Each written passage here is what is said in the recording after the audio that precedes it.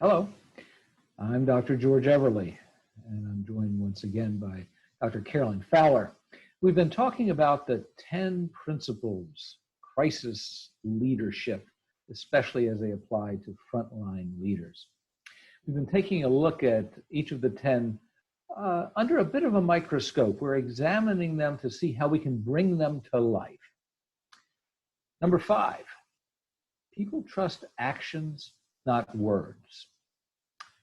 Practice what you preach. Walk the talk. Carolyn, what does that look like in reality? It looks like modeling the behaviors that we're expecting to see in other people. So if we're talking about social distancing, we need to be social distancing. If we're talking about well-being and self-care, we need to be doing that. People notice the discrepancy between what we ask of them and what we do. And so it's being a role model is critically important now. So what happens when you have to take a new direction? When the new direction contradicts the old, how do we handle that one? Tell the truth about it. This is one of the trust building behaviors that often we forget about. It's being courageous enough to tell the whole truth about things that are hard. And maybe we made the best guess and the best decision with the information we had at the time. But then as information changes, we need to make different decisions. And so for leaders to do what they have been doing, which is to say, this was the decision we made with the available evidence, but now it's time for us to switch, is all people need to know. When we try and make excuses for the fact we're changing decisions or changing policies, that's when people stop trusting us. It almost feels like a betrayal, I imagine, right? Yeah. Yeah, because it feels so inconsistent. It can also feel that it's not equitable.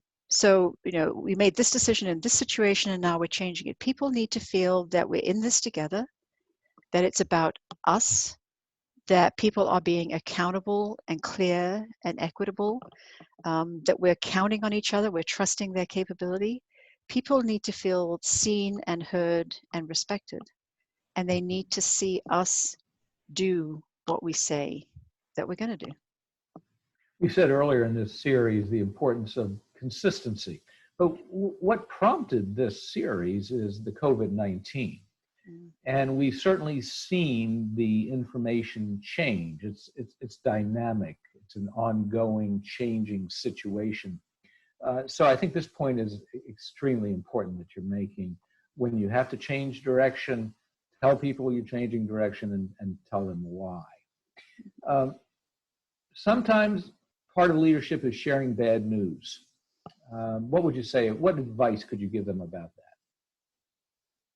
Well, it gets back to telling the truth. And I think what's important is that we have to share it in a way that honors people's emotions and feelings. And in some ways that trusts them to be able to manage it. Sometimes we withhold things because we think our people won't manage it. They won't be able to handle it. And while in some ways that's honorable to be trying to protect people from too much burden, it's also discounting the very real capability people have to take care of themselves. And so we want to be able to share it in a way which also allows people to share their input and their insights about what they feel about it. And of course, to be able to wrap people in the support that we've discussed earlier. Any general guidance on giving feedback? Well, the first is to ground yourself in your intention to be supportive. So we should be never shaming, never blaming, and never criticizing in public. Being very clear about making sure that the feedback is actionable so that it can actually support people in growing and getting better at what they're doing. Yeah, and I think it's so important also to listen when we're sharing feedback. So as we provide feedback, to ask people, well, do you have any questions about the feedback I've provided to you? I think the thing about trust, George, that you and I have discussed often is that it's about a partnership. When people feel connected to each other and safe with each other, then trust is built. When people don't feel like that, it's broken. And I think what we've learned is that most trust breaking is unintentional. It's those small things we do, the carelessness, the taking credit for other people's work, or the not inviting people to be part of a solution. Those are the little things that break trust. So this is a really important principle. People trust actions, not words. If we want to learn more, where would we go? Well, we would go, if I can find the slide, of course, to the Office of Wellbeing. Let me just bring it up one more time.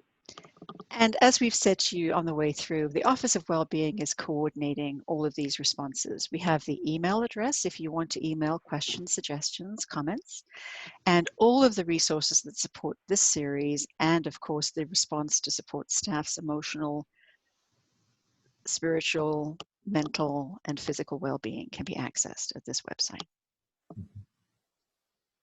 And we are very fortunate to have that total continuum, that integrated series of resources here at Johns Hopkins.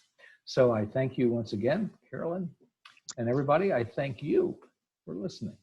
Thank you.